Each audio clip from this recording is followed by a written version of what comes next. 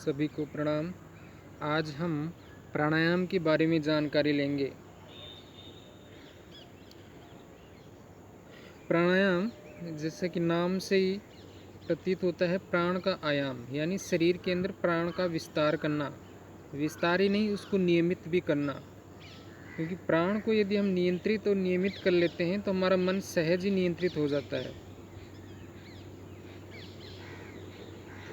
जैसे ही प्राण नियंत्रित होता है, मन स्थिर हो जाता है और अपनी धारणा की योग्यता आ जाती है। इसके अलावा प्राणायाम से शरीर की आंतरिक अशुद्धियों का नाश होता है। स्नान आदि से बाहर की अशुद्धियों का नाश होता है, लेकिन प्राणायाम से अंदर की नाड़ियों के लेवल तक की सफाई हो जाती है। इसलिए प्राणायाम आसनों से भी ज़्यादा इम्पोर्टेंट है। पतंजलि योग सूत्र में महर्षि पतंजलि कहते हैं कि प्राणायाम से ततैक्षियते प्रकाशा आवरण, यानी कि प्रकाश के ऊपर आवरण, यानी अपनी आत्मा के प्रकाश के ऊपर जो आवरण चढ़ा हुआ है उससे प्राणायाम काट देता है और जीवन को प्रकाश में बना देता है। इसलिए प्राणायाम बहुत ही उच्च क्वालिटी के अभ्यास होते हैं।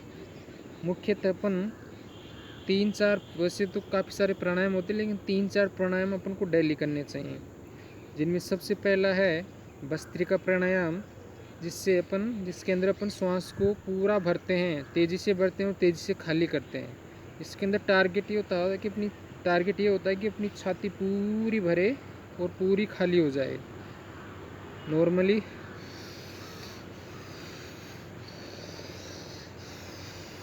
इस तरीके से ये भस्त्रिका प्राणायाम होता है। इसके अंदर रोकना नहीं होता है, जल्दी से लेना होता है, पर पूरा छाती को पूरा भरना होता है और पूरा खाली करना होता है।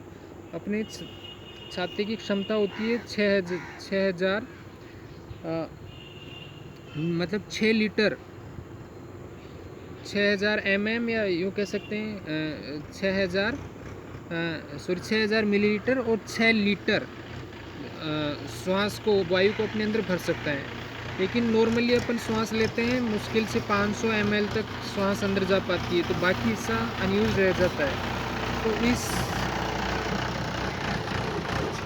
प्राणायाम के ज़रिए अपन अपने जो फेफड़े होते हैं उसकी पूरी की पूरी जो कोशिकाएं होती हैं, जो एल्यूलाइज होती हैं, उनको एक्टिव करना इसका टारगेट होता है। इससे अंदर की अशुद्धियां भस्म हो जाती हैं। तो नॉर्मल तरीका है श्वास को लंबा भरें और लंबा छोड़ें, लेकिन इसमें अक्सर छाती पूरी नहीं भर पाती है। तो इसके अंदर आप हाथों का कुछ इस तरीके से सहारा ले सकते हैं। हाथों को सामने लाए, श्वास भरते हुए छाती को ऐसे फैलाएंगे तो ये जो हिस्सा है उसका सपोर्ट मिलेगा। पसलियाँ फैलेंगी तो ऐसे लेंगे तो पसलियाँ ज़्यादा फैलेंगी और ज़्यादा श्वास भर पाएंगे। फिर वापस लाते हुए श्वास छोड़ेंगे।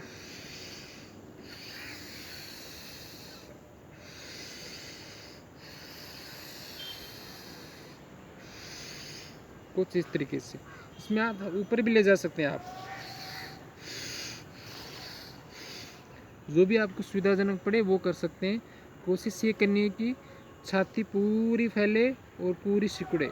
इससे फेफड़ों की क्रियाशीलता बढ़ जाती है, फेफड़े बहुत मजबूत हो जाते हैं। कोरोना कुछ नहीं बिगाड़ पाएगा अपने फेफड़ों का। ये था भस्त्रिका। इसके बाद थोड़ा विश्राम करने के बाद अपन शुरू करते हैं कपालभाति। कपालभाति में अपन को बाहर की तरफ स्ट्रोक देना होता है। श्वास ऑटोमेटिक अंदर जाता है। अपना ध्यान कि श्वास केवल छोड़ना भर है, श्वास ऑटोमेटिक अपने आप अंदर चला जाएगा।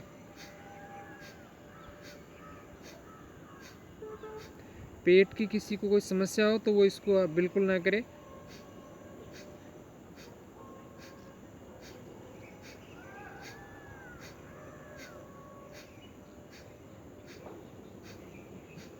एक बार में आप 60 स्ट्रोक तक लगाएं। जो बिगिनर्स हैं वो 20 स्ट्रोक लगाएं। जो थोड़ा ज़्यादा प्रैक्टिस कर चुके हैं वो 60 स्ट्रोक एक बार में लगाएं और फिर रिलैक्स करें।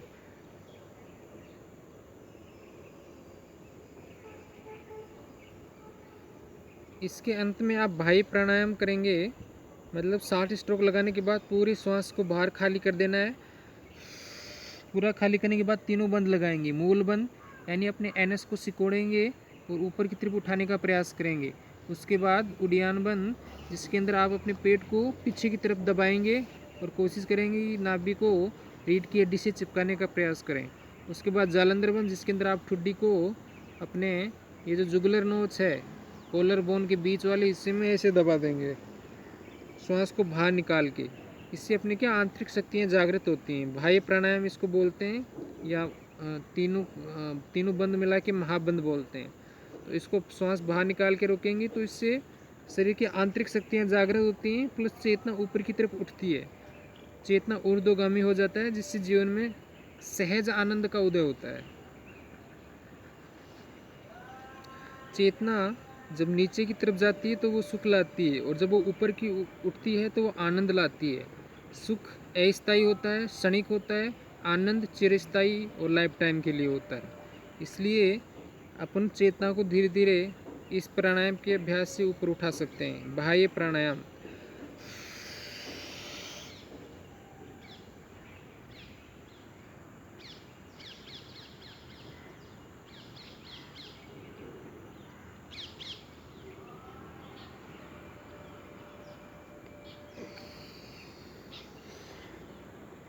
इसमें तीनों कुंभक लगाने हैं, तीनों बंद लगाने हैं।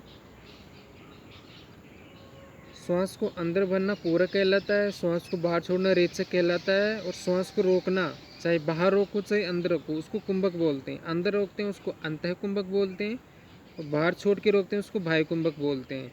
अंतः कुंभक लगाते हैं तो उसके अंदर आप उड्डयन बंद नहीं लगा पाएंगे, क्योंकि श्वास पेट के अंदर श्वास अंदर रहता है, तो पेट अंदर आप उसको दबा नहीं पाएंगे। बाह्य कुंभक के दौरान आप तीनों बंद लगा सकते हैं। ये था कपालभाति के बाद आपको ये बाह्य प्राणायाम करना है।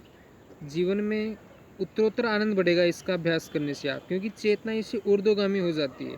बचपन में चेतना अपने मस्तिष्क में रहती है, तो जब बचपन कितना सुहाना होता है, कितना प्यारा होता है, कहीं कोई दुख नहीं, एकदम आनंदमय। चाहे गरीब हो चाहे अमीर हो चाहे कैसा भी बच्चा हो, सब खुश रहते हैं, क्योंकि उनकी चेतना हमेशा ऊपर रहती है। इन द सेम वे यदि हम अपनी चेतना को फिर से ऊपर उठा के मस्तिष्क के अंदर ले जाएं तो बच्चों के जैसे आनंद में रह सकते हैं जीवन भर। चाहे बाह्य परिस्थितियाँ कैसी भी हो, मन हमेशा एक विशेष प्रकार के आनंद में लीन रहेगा। उसके बाद अपन को अभ्यास करना है नाड़ी शोधन। देखिए, नाड़ी शोधन और अनुलोम विलोम में थोड़ा सा फर्क है। अनुलोम विलोम के अंदर जब हम कुंभक कर लेते हैं तो उसी को नाड़ी शोधन बोल देते हैं। अनुलोम विलोम साधारणतः क्या करते हैं, बाएं से लेना, दाएं से छोड़ना, फिर दाएं से लेना, फिर बाएं से छोड़ना, ये सिंपल अनुलोम विलोम है। लेकिन इसके अंदर यदि हम बंद लगा देते हैं, जैसे श्वास भरो फिर अंतः कुंभक लगा दो, फिर श्वास छोड़िए दाहिने से, छोड़ने के बाद बाह्य कुंभक लगा दो, फिर श्वास भरिए,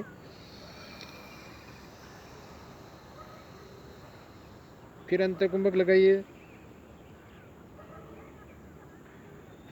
फिर श्वास छोड़ दो, फिर बाह्य कुंभक लगाइए। ये एक राउंड है। बाएं से लेना, दाएं से छोड़ना, दाएं से लेना और बाएं से छोड़ना।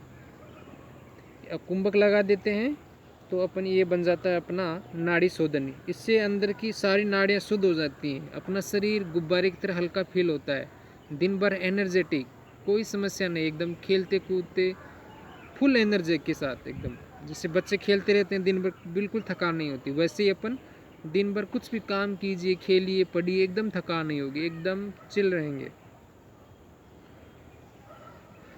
अब नाड़ी शोधन में परम पूज्य गुरुदेव ने इसकी एक विधि और इजाद की है, जिसके अंदर क्या करते हैं, तीन बार सांस लेते और छोड़ते हैं बाएं से ही, फिर 3 बार दाएं से लेना और छोड़ना, फिर एक बार दोनों नाकों से लेना और मुंह से छोड़ना। कैसे, देखिए, बाएं से ले रहा हूँ मैं, बाएं से छोड़ूंगा 3 बार, फिर अंदर, फिर बाहर, फिर अंदर, फिर बाहर, 3 बार हो गए। उसके बाद 3 बार राइट से, अंदर बाहर, अंदर बाहर, अंदर, बाहर। फिर दोनों नाथों से एक साथ,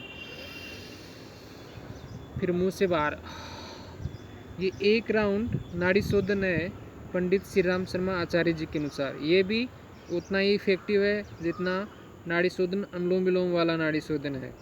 कैसे करेंगे? 3 बार बाएं से लेंगे, बाएं से छोड़ेंगे, फिर 3 बार दाएं से लेंगे, दाएं से छोड़ेंगे, फिर एक बार मुंह से नाक से लेंगे और मुंह से छोड़ देंगे। ये एक राउंड हुआ। इस तरीके से आप जितने राउंड करेंगे उतना फ़ायदा, जितना शक्कर डालेंगे उतना मीठा होगा।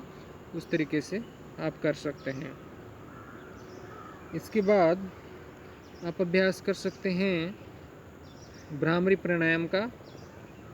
इसके अंदर अपन अंगूठे से कान को बंद कर लेते हैं और अंगुलियों से आँखों को बंद कर लेते हैं और श्वास भर के फिर होठ बंद करके मन ही मन ओम का गुंजार करेंगे।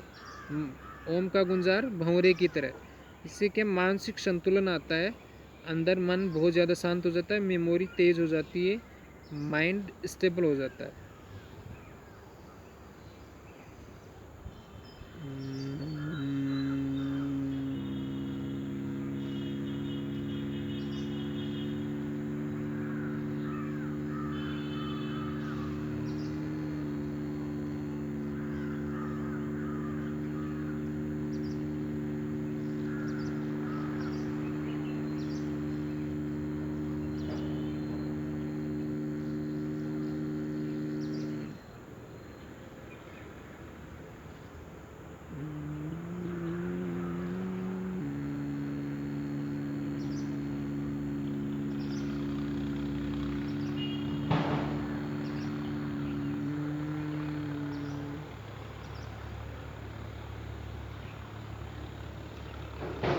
उसके बाद हम थोड़ा ध्यान कर सकते हैं, सविता ध्यान।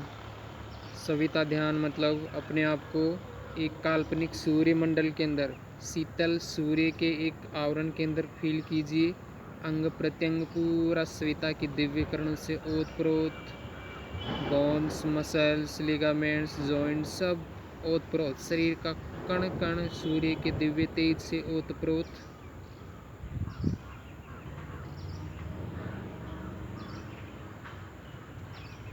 सूर्य के साथ पूर्ण एकाकार, सूर्य का तेज शरीर के कण कण में,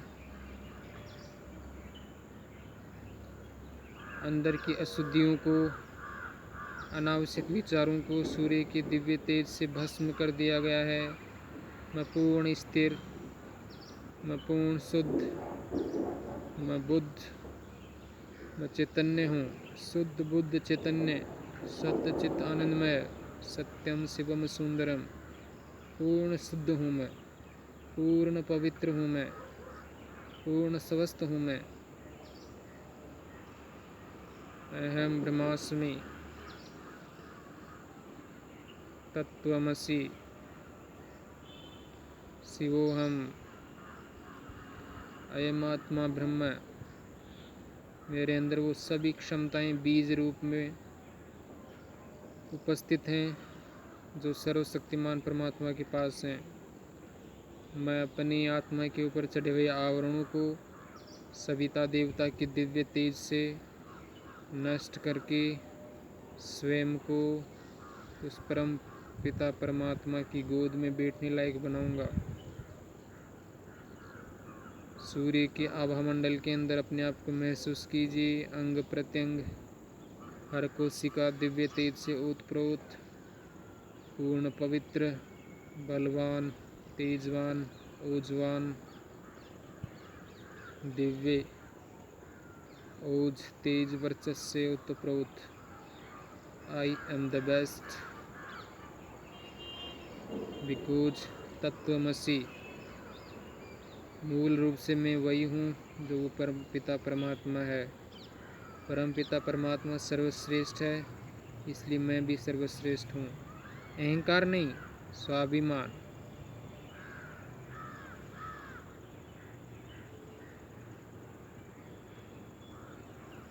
स्वयं को परमपिता परमात्मा के दिव्य तेज के अंदर ओतप्रोत महसूस कीजिए। ये सविता ध्यान है। ध्यान कई प्रकार के हो सकते हैं, हज़ारों प्रकार के ध्यान हो सकते हैं। आप बुद्ध का ध्यान कर सकते हैं, आप दीपक का ध्यान कर सकते हैं, आप फूल का ध्यान कर सकते हैं, आप हनुमान जी का ध्यान कर सकते हैं, आप अपने इष्ट देवता का ध्यान कर सकते हैं। हज़ारों प्रकार के ध्यान हो सकते हैं। बस शर्त यह है कि आपका मन उस ध्येय वस्तु के अंदर एक जगह टिक जाना चाहिए। और ये तब टिकेगा जब अपनी धारणा शक्ति मजबूत होगी। धारणा शक्ति मजबूत तब होगी जब आप योग को पूर्ण अवेयरनेस के साथ करेंगे, प्राणायाम करेंगे, नाड़ियों को शुद्ध करेंगे, अशुद्ध प्राण को हटा देंगे, प्राण शुद्ध प्राण से अपने अंग प्रत्यंग को भर लेंगे, तो मन सहज ही एक जगह टिक जाता है। चलिए शांति पाठ।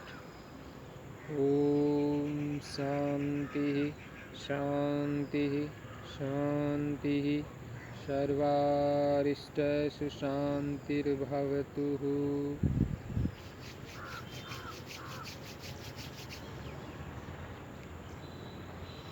यदि आपको कुछ भी कोई जानकारी लेनी हो तो मेरे व्हाट्सएप नंबर पे आप पर्सनली कांटेक्ट कर सकते हैं। धन्यवाद।